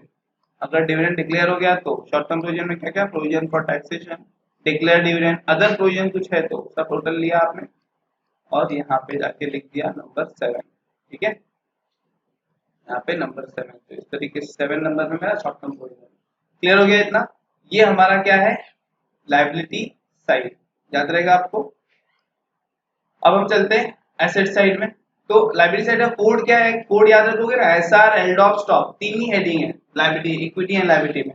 फर्स्ट इक्विटी है, SR, LDOP, stock. SR S share capital, R reserve surplus. LDOP, LDOP में L long term borrowing, D deferred tax liability, बताया आपको मैंने कंपनीज एक्ट में ज्यादा लायबिलिटी, इनकम टैक्स में कम, वरना इनकम टैक्स वाला है, बताया ना। तो जो एक्सेस मनी है वो आपको कंपनी एक्ट के हिसाब से लायबिलिटी में शो करना पड़ता है। क्यों नॉर्मल, क्यों नॉन करंट? क्योंकि आपको पता नहीं कि वो फ्यूचर में कब एडजस्ट होगा। आप भी बोर होते रहोगे भाई इतना क्या बैलेंस शीट में आप, लेकिन ये बहुत इंपॉर्टेंट है। जब आप कहीं जॉब पे जाओगे ना तो यू विल सी कि आपको सब ये यूज होगा। चलो ठीक है, चले आगे। अभी तो LDOC, L D deferred tax liability, O other current liabilities, P long term provisions। Current liability में क्या है? स्टॉक, स्टॉक में शॉर्ट टर्म बोरोइंग आ गया, टी ट्रेड पेबल्स हो गया, ओ अदर करंट लायबिलिटी हो गया, और पी प्रोविजन था, शॉर्ट टर्म प्रोविजन करंट है। याद रखने का एक थोड़ा सा मैंने ऐसा ट्राई किया है कि आपको याद रखने के लिए कुछ तो कोडिंग बनाया जाए, तो वैसे भी आप लोग भी बनाते रहते हो। SR एल्डॉक स्टॉक याद रहेगा, लायबिलिटी SR एल्डॉक स्टॉक की, इसको ऐसे ही रट लो और ऐसे ही बनाना है। चलो आ जाओ। अभी एसेट्स में क्या है? एसेट्स में दो ही हेडिंग है, इसलिए सिंपल है बहुत। दो हेडिंग कैसे? एक तो नॉन करंट एसेट और एक करंट एसेट। अभी नॉन करंट करंट का फंडा आपको समझ ही गया रहेगा जहां तक मुझे ऐसा लगता है। करंट मतलब जो एसेट आपके बिजनेस में जनरली 12 महीने या एक ऑपरेटिंग साइकिल के अंदर फ्लक्चुएट होता है या मिल जाने वाला एसेट है। मिल मतलब लिक्विडेट होने वाले एसेट्स को करंट एसेट में रखा गया। ऐसे एसेट जो 12 मंथ्स के अंदर लिक्विडेट हो जाएंगे या आपके बिजनेस के बुक से चले जाएंगे, ऐसे एसेट को करंट एसेट बोलते हैं। 12 मंथ्स के अंदर, 12 मंथ मतलब एक ऑपरेटिंग साइकिल के अंदर। क्लियर? सबको समझा? और नॉन करंट मतलब जो 12 मंथ के अंदर, जो एसेट 12 मंथ के अंदर लिक्विडेट नहीं होने वाले। लिक्विडेट होना मतलब कैश में कन्वर्ट होना, समझा ना? कैश में कन्वर्ट। तो जो ऐसे 12 लिक्विडेट नहीं होने वाले 12 मंथ के अंदर, यानी कि एक ऑपरेटिंग साइकिल के अंदर लिक्विडेट नहीं होने वाले, वो नॉन करंट एसेट की कैटेगरी में आते हैं। दो ही कैटेगरी है, वेरी इजी। यहाँ पे भी एक देखो कोड हमने लिखा है, एफएनडी लो। एफएनडी लो को आप शॉर्टकट में याद कर सकते हो ऐसे, फंड लो। जस्ट एक शॉर्टकट है याद रखने के लिए, तो आप उसको यूज कर सकते हो, या फिर आपको कुछ और यूज करना है तो यूज करो। फंड लो काफी इजी है, फंड लो। फंड लो मतलब पैसे लो, फिर सब लोग आएंगे उसके लिए तो। हाँ, तो FNDLO ये शॉर्टकट है नॉन करंट एसेट के लिए, और IITCSO ये शॉर्टकट है करंट एसेट के लिए, कोड है। देखो इसी का I मतलब इन्वेस्टमेंट हो गया, I मतलब इन्वेंटरी हो गया, T मतलब ट्रेड रिसीवेबल्स हो गया, C मतलब कैश एंड कैश इक्विवेलेंट हो गया, S मतलब short term loans and advances हो गया, O मतलब अदर करंट एसेट हो गया। ठीक है ना? तो अभी इसमें क्या है, क्या क्या इसमें क्या आता है वो देख लेते चलो। फिक्स्ड एसेट आप बहुत फैमिलियर हो। फिक्स्ड एसेट में दो कैटेगरी है, टैंजिबल इनटैंजिबल, दोनों भी लिखा है मैंने यहाँ पे। और भी है इसमें बट मैंने वो नहीं लिखा बिकॉज वो किसी भी सब में नहीं आता। फिक्स्ड एसेट के अंदर ना 4 कैटेगरीज है टोटल, बट वो कहीं पे मिलता नहीं, इसलिए मैंने यहाँ पे दिया नहीं है। ठीक है ना? आपको सीखना हो तो आप फोन करके पूछ लीजिए, मैं आपको बता दूंगा। ठीक है? Non current asset, fixed asset के अंदर टैंजिबल इंटैंजिबल दोनों ही है। क्लियर? तो टैंजिबल एसेट मतलब ऐसे एसेट्स जो आप देख सकते हो, छू सकते हो। बट मैंने आपको बताया था नॉन करंट मतलब 12 मंथ से ज्यादा टाइम लेगा वो लिक्विडेट होने के लिए, मतलब जिसका लिक्विडेशन 12 महीने के बाद होने वाला है या एक ऑपरेटिंग साइकिल के बाद। तो प्लांट एंड मशीनरी हो गया, ये 12 महीने से ज्यादा आपके बिजनेस में रहता है। उसके बाद फर्नीचर एंड फिक्चर्स हो गया, कंप्यूटर हो गया, ये सब बेचने के लिए नहीं होता, ये सब आप बिजनेस में रखते हो, ये लिक्विडेट नहीं करते आप जल्दी, इसलिए नॉन करंट हो गया। तो टेंजिबल एसेट्स में मैंने क्या क्या लिया है, देखो यहाँ पे आ जाओ। शॉर्ट टर्म प्रोविजन के बाद फिक्स टेंजिबल एसेट ऐसे आपको लिखना है। देखो नोट नंबर 1 दिया है, क्या क्या काउंट किया मैंने, plant and machinery, furniture fixture, computer, vehicle, other fixed asset, blah blah जो भी रहेगा उसको टोटल कर लेना है। ये टोटल आपको वहां पे लिख देना है, सिंपल। ठीक है? ये अपने यहाँ पे टोटल लिख दिया। अब इसके बारे में एक और चीज याद रखना, ये नंबर 1 है, इसका एक अलग से भी शेड्यूल बनता है जब डेप्रिसिएशन का प्रोविजन दिया होता है। प्रोविजन फॉर डेप्रिसिएशन अलग अलग से दिया होगा, वो सम ही अलग होता है, तो वो क्वेश्चन अलग होगा, तो उसको हम अलग से डिस्कस करेंगे। सब basic balance sheet other chapters के। ठीक है ना? प्रोविजन फॉर डेप्रिसिएशन दिया हुआ तो वो फॉर्मेट थोड़ा अलग होता है एसेट का, वो हम यहाँ पे डिस्कस नहीं करते। ठीक है? उसके बाद इंटेंजिबल एसेट्स में क्या क्या होगा तो आपको पता ही है, गुडविल, पैटेंट, ट्रेडमार्क, कॉपीराइट, ये सब पता है ना? देख लेते चलो मैंने क्या लिखा। 8 में तो fixed asset, fixed intangible asset में गुडविल, ट्रेडमार्क, कॉपीराइट, पैटेंट वगैरह वगैरह जो भी, इसका टोटल यहाँ पे आके आप लिख देंगे 9 नंबर में। चलो मैं यहाँ पे लिख देता हूँ नंबर 9 इंटेंजिबल एसेट। ठीक है? उसके बाद नॉन करंट इन्वेस्टमेंट मतलब लॉन्ग टर्म इन्वेस्टमेंट, जो इन्वेस्टमेंट आपने ज्यादा टाइम के लिए किया हुआ है वो नॉन करंट है। जो शॉर्ट पीरियड के लिए किया है वो देखो यहाँ पे करंट में होगा, फिर नहीं तो करंट इन्वेस्टमेंट वगैरह है कि नहीं। तो non current investment current investment question में दे देंगे, ये शॉर्ट टर्म इन्वेस्टमेंट है। शॉर्ट टर्म स्पेसिफिकली दिया होगा तो ही शॉर्ट टर्म में लिखना है आपको, अदरवाइज आपको लॉन्ग टर्म ही कंसिडर करना है। फिर से बोलोगे तो जो इन्वेस्टमेंट शॉर्ट टर्म इन्वेस्टमेंट बोल दिया है या करंट इन्वेस्टमेंट बोल दिया है क्वेश्चन में, तो ही वो करंट की कैटेगरी में लेना है, अदरवाइज वो लॉन्ग टर्म मतलब नॉन करंट की कैटेगरी में ही होगा। अदरवाइज कहाँ रखना है आपको उसको, नॉन करंट के कैटेगरी में ही आपको रखना है यहाँ पे। तो नॉन करंट इन्वेस्टमेंट में क्या लिखना है, चलो देख लेते हैं। आ जाओ, come to the non current investment, आ जाओ आ जाओ आ जाओ, ठीक है इतना ही जा रहा है, देख लेते हैं। तो नॉन करंट इन्वेस्टमेंट में क्या है, non current investment long term investment, non trade investment, trade investment जो भी है, बट लॉन्ग टर्म है, मतलब ये 12 महीने के बाद आप सेल करने वाले हो, आप इतना जल्दी इसको सेल नहीं करने वाले, ठीक है ना। तो ये जितने भी, हाँ फिक्स डिपॉजिट भी आता है, यू कैन राइट, मैंने बोला ना एग्जांपल है सिर्फ, तो ये सब यहाँ पे आप एफडीज भी लिख सकते हो। जनरली कुछ लोग एफडीज को बैंक बैलेंस में भी डालते हैं, फ्लक्चुएटिंग एफडीज है आजकल। तो एफडी एफडी पता है ना, फिक्स डिपॉजिट, पूरा लिखो क्या है, एफडी फिक्स डिपॉजिट, यहाँ पे लिख देता हूँ मैं, फिक्स डिपॉजिट जो आप करते हैं ना वो भी यहाँ पे हम लिख सकते हैं, नॉन करंट जो 12 महीने से ज्यादा के लिए फिक्स डिपॉजिट चलता है, ठीक है ना। तो नॉन करंट इन्वेस्टमेंट में जो भी लॉन्ग टर्म इन्वेस्टमेंट है, 12 महीने के बाद लिक्विडेट करने वाले, एक ऑपरेटिंग साइकिल के बाद लिक्विडेट करने वाले, वो यहाँ पे क्लियर। सो नेक्स्ट, ये 10 नंबर, ये टोटल हम जाके ऊपर लिख लेते हैं, ये आप आ जाइए ऊपर, ये भाई साहब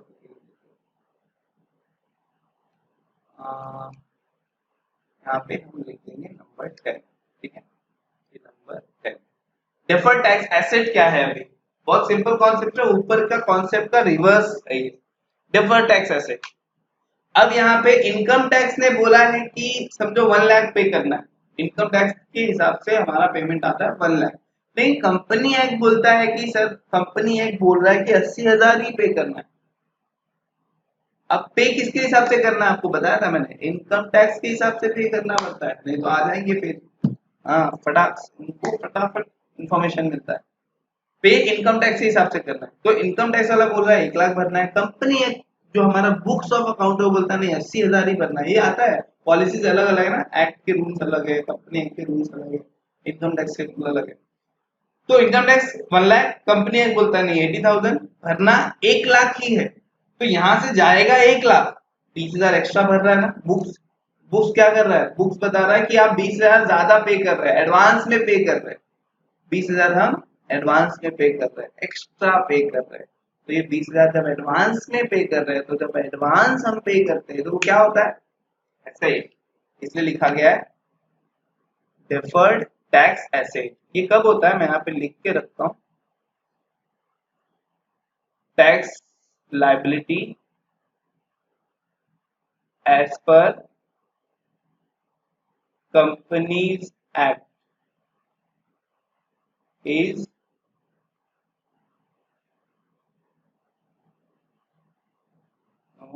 change,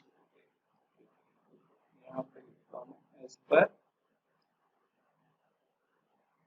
income Tax Act, Income Tax Act is more than tax liability as per Companies Act, ठीक है। तब आपका ये आता है डेफर्ड टैक्स एसेट, समझा, ये क्लियर है क्या। और एक, चलो ठीक है इतना रखता हूँ, आप वैसे सब में कहीं आने वाला नहीं है, ऊपर भी मैंने आपको बताया था, ठीक है। Tax liability as per Income Tax Act is more than tax liability as per Companies Act, तो भरना तो इनकम टैक्स वाला ही है, हमें 1 लाख रुपए इनकम टैक्स के हिसाब से भर दिया, कंपनी बोलता है 20,000 एक्स्ट्रा भर रहे हो आप, वो एडवांस है, वो एडवांस यहाँ पे आता है, एसेट में आता है। डिफर्ड क्यों बोला गया, क्योंकि वो एडवांस कब एडजस्ट होगा हमें नहीं पता, इसलिए डिफर्ड टैक्स एसेट अलग से रखा गया। इसका कोई नोट नहीं है ना, इसलिए यहाँ पे हम डैश करने वाले, ठीक है, इसका कोई नोट नहीं है। उसके बाद long term loans and advances, long term loans and advances, long term loans and advances क्या होने वाला, यहाँ पे मैं थोड़ा वर्डिंग सही कर देता हूँ आपके, आप अभी लिखने वाले हो तो मोर देन, ठीक है। तो लॉन्ग टर्म कहाँ गए हम लोग, हाँ लॉन्ग टर्म लोन से एडवांसेस, इसमें हमने जो भी लोन किसी को दिया है ना 12 महीने से ज्यादा के टाइम पीरियड के लिए, आपने हमारी कंपनी है, कोई और सिस्टर कंसर्न है, मतलब और किसी रिश्तेदार की कंपनी है, उसने हमसे पैसा मांगा, भाई उनको थोड़ा पैसे की जरूरत है, पैसा दो, तो हमने उनको एक 10 लाख दे दिया, बोला ठीक है आप बिजनेस करो, 5 साल के बाद आप पैसा देना। ऐसे जो लोन्स हम देते हैं ना, वो loans and advances non current में आते हैं कि 5 ईयर्स के लिए दिया। अगर आपने शॉर्ट पीरियड के लिए दिया तो वो short term loans and advances यहाँ पे आ जाते थे। इसका करस्पॉन्डिंग ये है long term loans and advances, ये long term loans and advances है, तो ये short term loans and advances. अगर आपने 12 महीने से कम पीरियड के लिए दिया है तो ये शॉर्ट टर्म में आ जाएगा, 12 महीने से ज्यादा के लिए दिया है तो ये लॉन्ग टर्म में आएगा। तो इसमें आता क्या है वो मैंने लिखा है यहाँ पे वर्किंग नोट्स अकाउंट में, कहाँ गया, नॉन करंट इन्वेस्टमेंट, ठीक है। Number 11 long term loans and advances, loans to subsidiary, other loans given, जो भी लोन दिया है आपने वो सब यहाँ पे नंबर क्या था 11, ठीक है। इधर लिख देंगे number 11 loans and advances. Other non current asset में क्या है फिर, आ जाओ देखते हैं, बहुत टाइम हो गया ना, बोर हो गए, थोड़ा टाइम और रुक जाओ, फटाफट खत्म करते हैं। अदर नॉन करंट एसेट्स में क्या आएगा, अदर नॉन करंट जो कैटेगरी ऊपर नहीं फिट बैठी भाई, अगर आप कहीं नहीं फिट बैठ रहे हो तो आपको कहाँ लेके जाए, तो अदर नॉन करंट एसेट में लेके जाते हैं। हाँ, तो आपको कोई आइटम अगर नहीं समझ रहा है बैलेंस शीट में से, तो उठा के आप यहाँ पे डाल देते, ऐसा मत करना। इसका कुछ आइटम है, मैं आपको बताता हूँ अदर नॉन करंट एसेट में क्या आता है। देखो यहाँ पे लिखा हुआ है अदर नॉन करंट एसेट में discount on issue of shares, debentures, preliminary expenses, सुना होगा आपने कभी ना कभी, सिक्योरिटी डिपॉजिट किया आपने कहीं पे, हमने कहीं डिपॉजिट दिया है, एडवांस टैक्स देखो भरा है तो यहाँ पे आता है नॉन करंट लायबिलिटी, पहले कहीं और आता था अब यहाँ पे आता है अदर नॉन करंट एसेट में एडवांस टैक्स।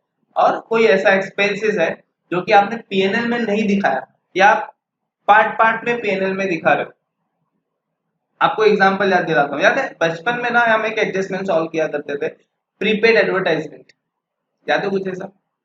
एक एग्जांपल दे रहा हूँ, एक्सपेंस आपने 3 साल का एडवर्टाइजमेंट पे कर दिया से 18,000 रुपया, 3 साल का 6,000, तो हम 6,000 ही पीएनएल में दिखा रहे थे, बाकी 12,000 बैलेंस शीट के एसेट में दिखा रहे थे। याद है आपको कुछ, हाँ वैसा ही। तो वो जो 12,000 है ना उसको नॉट रिटर्न ऑफ बोलते हैं, जो बैलेंस शीट में दिखा है वही है एक्सपेंसेस नॉट रिटर्न ऑफ। जो बैलेंस शीट में आप 12,000 दिखाते हैं ना उसी को बोलते हैं एक्सपेंसेस नॉट रिटर्न ऑफ। तो यही बोल रहा है वो कि और कोई एक्सपेंसेस जो नॉट रिटर्न ऑफ है तो यहाँ पे दिखा देना है। ये क्लियर, सबको समझा। तो ये miscellaneous expenses not return of, लेकिन ये कौन से एक्सपेंस के बारे में बात कर रहा है, जिसका आउटफ्लो नहीं हुआ जनरली, जनरली जिसका आउटफ्लो या फिर जो वन टाइम होता है, जो रिकरिंग नेचर का नहीं है। क्लियर। अगर आप बात करते हैं एडवर्टाइजमेंट की, तो एडवर्टाइजमेंट हम अदर करंट एसेट में दिखाते हैं, ठीक है, वो नॉन करंट में, क्योंकि 12 मंथ्स के अंदर राइट ऑफ हो जाता है। बट जनरली सम टाइम कभी कभी ऐसे एक्सपेंसेस होते हैं जो आपको पार्ट पार्ट में राइट ऑफ करना होता है 4-5 सालों तक, वो एक्सपेंसेस की बात कर रहा है, ठीक है ना। तो आगे चलते हैं, करंट इन्वेस्टमेंट। अभी यहाँ पे हमारे पास क्या आया आगे, long term loans and advances खत्म हो गया, ये भी मैंने आपको बता दिया क्या आएगा। अब आगे आ जाओ करंट एसेट। करंट एसेट का कोड क्या है, आईआईटी। आईआईटी सुना है, आईआईटी आईआईटी आईआईटी आईआईटी, अरे हाँ सुना है क्या आईआईटी आप लोगों ने, अरे आईआईटी नाम का एक कोर्स है, जस्ट वैसे ही याद रखना है आपको, एक कोडिंग है बाकी कुछ नहीं। आईआईटी, आई मतलब इन्वेस्टमेंट, आई मतलब इन्वेंट्री, टी मतलब ट्रेड रिसीवेबल, सी मतलब cash and cash equivalent, S मतलब शॉर्ट टर्म लोन्स एडवांसेस जो ऊपर मैंने बताया उसी को 12 मंथ के अंदर, ओ मतलब अदर करंट लायबिलिटी। ये बहुत सिंपल है, 6 आइटम्स है, जो आइटम दिया है वो लिखेंगे, जो नहीं दिया वो नहीं लिखेंगे तो भी चलेगा, बट ऊपर नीचे नहीं करना, ठीक है। Investment, short term investment, long term investment ऊपर गया, शॉर्ट टर्म बोला तो यहाँ पे आएगा। तो शॉर्ट टर्म बोला है तो वो कैसे बोलेंगे क्वेश्चन में, current investment short term investment बोलेंगे, ठीक है। यहाँ पे लिख दिया मैं, तो यहाँ पे दे देता हूँ 13 नंबर, ठीक है, उसका टोटल यहाँ पे लिख देंगे, 13 नंबर में लिखा है भाई, जाके देखो। इन्वेंट्री में क्या क्या आता है, इन्वेंट्री मतलब क्या, स्टॉक। स्टॉक किसका, देखो मैंने यहाँ पे लिख के दिखा है, वैसे तो इन्वेंट्री में और भी बहुत कुछ आता है। देखो इन्वेंट्री में क्या क्या, stock in trade, closing stock होता है ना, आपने डेली अकाउंट के क्रेडिट साइड में जाता है वो, closing stock, raw material, finish goods, और भी बहुत सारी चीजें हैं जो यहाँ पे इन्वेंट्री में हम लेते हैं, समझे क्या क्या क्या आता है। इन्वेंट्री में और भी आइटम्स है जो हम कंसीडर करते हैं, वो क्या होता है मैं यहाँ पे लिखता हूँ, यहाँ पे ऑलरेडी लिखा नहीं है, स्टॉक इन ट्रेड, मैं यहाँ पे पब्लिक करके लिख देता हूँ। लूज टूल्स आपने सुना होगा, लूज टूल्स कभी सुना है क्या? उसका स्टॉक भी यहीं पे आता है, ठीक है। लूज टूल्स का डेड स्टॉक, कभी कभी डेड स्टॉक मतलब जो स्टॉक जिसका कोई वैल्यू नहीं है अभी, ऐसा बोल सकते हैं। तो ऐसे सब चीजें भी यहाँ पे कंज्यूमेबल, स्टॉक ऑफ कंज्यूमेबल्स भी यहीं पे हम दिखाते हैं। कंज्यूमेबल्स क्या होता है भाई? अरे बोलो, आपसे ही पूछ रहा हूँ। कंज्यूमेबल्स, कंज्यूमेबल मतलब देखो, अगर आप कोई पर्टिकुलर कंपनी चलाते हो, फैक्ट्री, ठीक है, तो उसमें ग्रीस हो गया, ऑयलिंग हो गया, नट बोल्ट्स हो गए, मतलब जो डेली के प्रोडक्शन सिस्टम में यूज होता है वो कंज्यूमेबल। अभी हमारा क्लास है तो हम जब पढ़ाते थे तो हमको बोर्ड पे मार्कर यूज होता था, इंक यूज होता था, डस्टर हमको स्टॉक में रखना पड़ता था, these are the consumable quantity. तो ये सब स्टॉक ऑफ कंज्यूमेबल यहीं पे आता है, लूज टूल्स भी यहीं पे आता है, ठीक है, याद रहेगा आपको। ये रहा इन्वेंट्री का, ठीक है। उसके बाद हम चलते हैं इन्वेंट्री टोटल करके, यहाँ पे लिख लेंगे इन्वेंट्री का टोटल, ये 14 नंबर बता रहा है, ये यहाँ पे जाके लिख देंगे 14 नंबर, ये हो जाएगा 14। नेक्स्ट, ट्रेड रिसीवेबल में क्या क्या आएगा? ट्रेड रिसीवेबल में हम क्या लिखने वाले हैं, क्या क्या है ट्रेड रिसीवेबल? देखो, ट्रेड रिसीवेबल डेटर, डेटर में क्लासिफिकेशन है अबो 6 मंथ, अबो 6 मंथ, अगर आपके क्वेश्चन में दिया है क्लासिफिकेशन तो अबो 6 मंथ एंड अदर्स, नहीं दिया तो सीधा डेटर और सीधा कॉलम में अमाउंट। फिर बिल रिसीवेबल, ये दोनों का टोटल करके अमाउंट यहाँ पे आ जाएगा, ठीक है। चलो फटाफट कर लेते हैं, लास्ट कुछ टाइम है। कैश एंड कैश इक्विवेलेंट में क्या आएगा? ये 16 है, कैश एंड कैश इक्विवेलेंट, इसमें क्या लिखेंगे अपन भाई? सर क्या आता है कैश एंड कैश इक्विवेलेंट में, देख लेते हैं, चलो आ जाओ फटाफट। कैश बैलेंस, बैंक बैलेंस, बताओ कुछ नहीं, इसका टोटल कर देना है और वो कैश एंड कैश इक्विवेलेंट में आप जाके लिख देंगे, 17 नंबर इसको दे दो, ठीक है, लिख दिया गया। अच्छा, 16 लिख दिया। फिर शॉर्ट टर्म लोन्स एडवांसेस में मैंने ऊपर ही एक्सप्लेन किया, बट आता क्या क्या है वो आपको दिखा देता हूँ। चलो यहाँ पे शॉर्ट टर्म लोन्स एडवांसेस यहाँ पे लिख के रखा है, स्टाफ एडवांसेस नहीं दिया है, या प्रीपेड एक्सपेंस है वो भी यहाँ पे आप लिख सकते हो। शॉर्ट टर्म लोन्स गिवन, किसी को लोन दिया है शॉर्ट टर्म टाइम के लिए, टोटल करके यहाँ पे लिख देंगे आप 17 नंबर, ठीक है, यहाँ पे 17। अदर करंट एसेट, जो किसी भी करंट एसेट में फिट नहीं हुआ वो अदर करंट एसेट में आ जाएगा। अदर करंट एसेट देखो, इंटरेस्ट रिसीवेबल, ज्यादा बचपन में हम लोग एडजस्टमेंट करते थे कि भाई इतने टाइम का इंटरेस्ट मिलना बाकी है, रेंट मिलना बाकी है, कमीशन मिलना बाकी है, सब आपको मिलने वाला है ना, ये सब एसेट है आपके, तो भी करंट एसेट है क्योंकि 12 महीने के अंदर ही मिल जाते हैं, पता होगा आपको ना। ये सब अदर करंट एसेट में आ जाएंगे, यहाँ पे हम लोग लिख लेंगे, ठीक है, अदर करंट एसेट, इसका टोटल कर लेंगे और ये टोटल जाके यहाँ पे बैलेंस शीट में लिख देंगे। तो बैलेंस शीट में मैंने कहीं चेंजेस नहीं किया, सिर्फ नोट नंबर में देते चल रहा हूँ, यहाँ पे 18 में मैंने अदर करंट एसेट काउंट किया, क्लियर है। तो इस तरह ये टोटल और ये टोटल आपका, और ऊपर का जो टोटल है वो मैच हो गया, मतलब आपने टैली कर लिया बैलेंस शीट। दुनिया का सबसे डिफिकल्ट काम, जो होने पे आपको जो खुशी मिलती है वो पूछो मत, ठीक है। एग्जाम हो गया तो और भी अच्छी बात है, कूदते हुए मार आता है, ये टोटल दोनों मैच होना चाहिए, ठीक है ना। तो इस तरीके से ये पूरा बैलेंस शीट मैंने आपको एक्सप्लेन किया, क्या क्या आता है वो भी एक्सप्लेन किया। खाली इसमें एक बात याद रखना कि जो 12 मंथ मैंने यहाँ पे जो ऑपरेटिंग साइकिल की बात की है ना, ये ऑपरेटिंग साइकिल मैंने 12 मंथ एज्यूम किया है, बराबर है। ये 12 मंथ मैंने क्या किया है, एज्यूम किया है।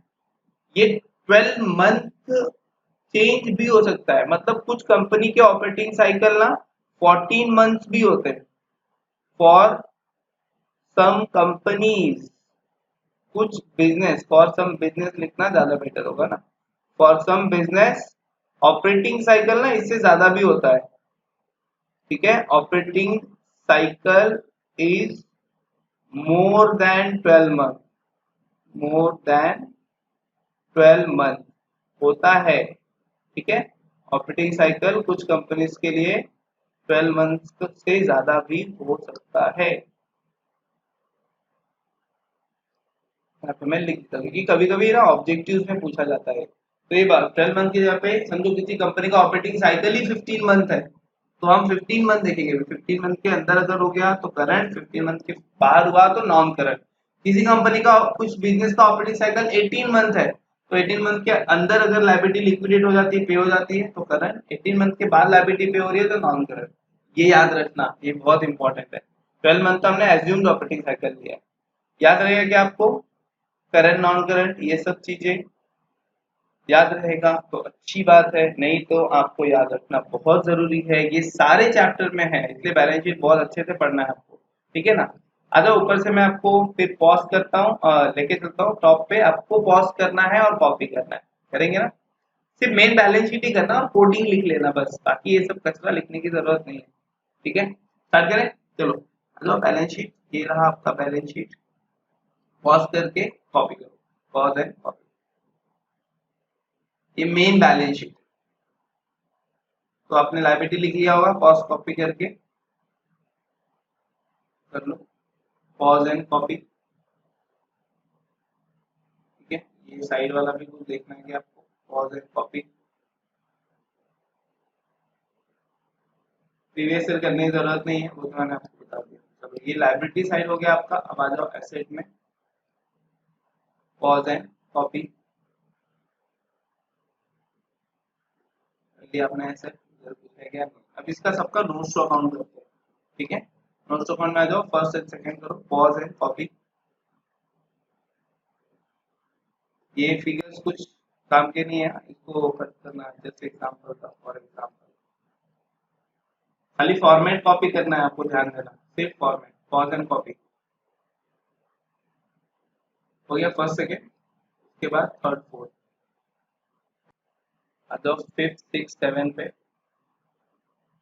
फिफ्थ सिक्स सेवन कॉपी करो, पॉज एंड कॉपी, ठीक है, पॉज एंड कॉपी। उसके बाद 8 9 10 पॉज एंड कॉपी किया।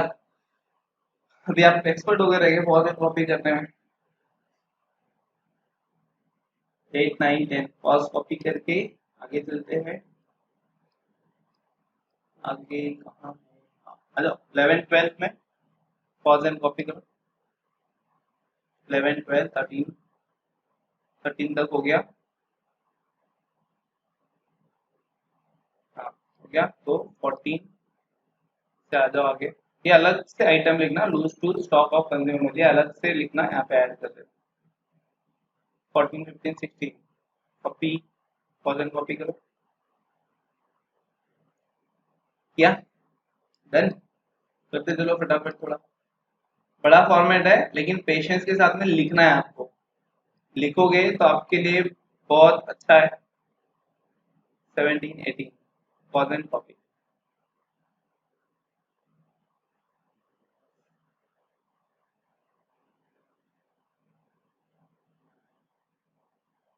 हो गया, पॉज कॉपी करके चलो। तो ये हमारा जो लेक्चर था वो बैलेंस शीट के लिए था, सिर्फ सिर्फ बैलेंस शीट के लिए। ये लेक्चर में मैंने आपको बैलेंस शीट का जो भी डिटेल दे सकता था वो मैंने दिया, और भी कुछ, एक्चुअली बैलेंस शीट तो बहुत वास्ट है, बहुत सारी चीजें सीखने के लिए है इसमें, बट हमने लिमिटेड चीजें सीखी है हमारे पोर्शन से, पोर्शन के रिगार्डिंग, ठीक है ना। चलो अभी बैलेंस शीट पहले पूरा कर लेना, क्योंकि अगला जो वीडियो है हमारा वो हम अब बैलेंस शीट के क्वेश्चंस के बेस पर ही सॉल्व करने वाले हैं। तो याद रखना, ये करने के बाद हम लोग नेक्स्ट लेक्चर में मिलेंगे, तब तक के लिए बाय बाय, ठीक है।